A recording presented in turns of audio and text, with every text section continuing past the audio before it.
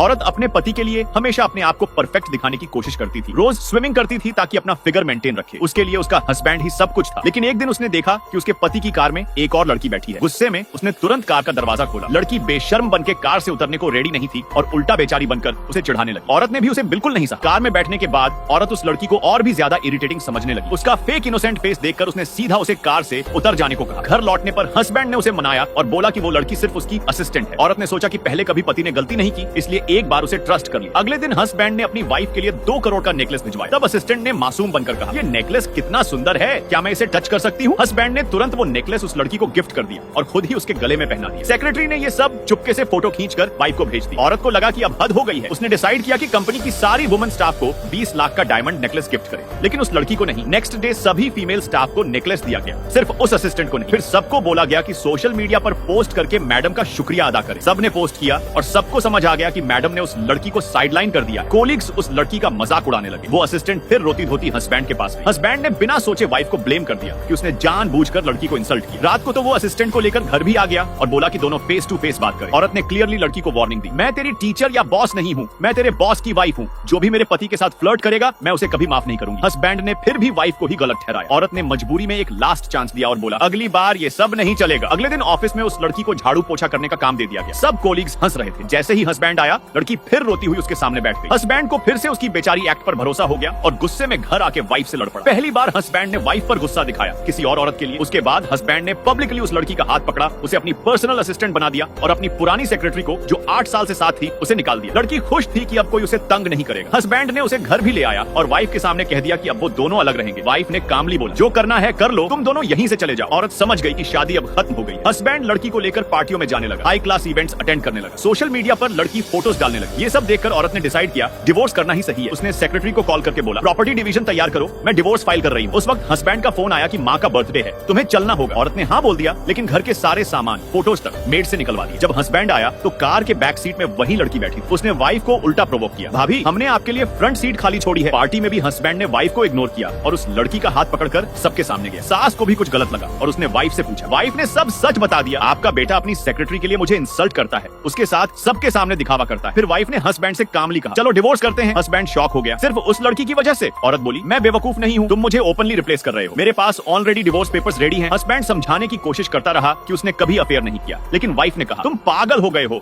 2 करोड़ का नेकलेस उसे दिया, इवेंट्स उसके साथ अटेंड किए, माँ के बर्थडे पर भी उसे साथ लाए, बस अब और नहीं। जब हस्बैंड और रोकने की कोशिश करता है, वाइफ गुस्से में कहती है, मुझे तुम्हारे साथ और टाइम वेस्ट नहीं करना, मेरा योगा सेशन बुक्ड है। हस्बैंड शॉक में पूछता है, तुम्हें पता है मैं क्या कह रहा हूँ? वो लड़की प्रेग्नेंट है।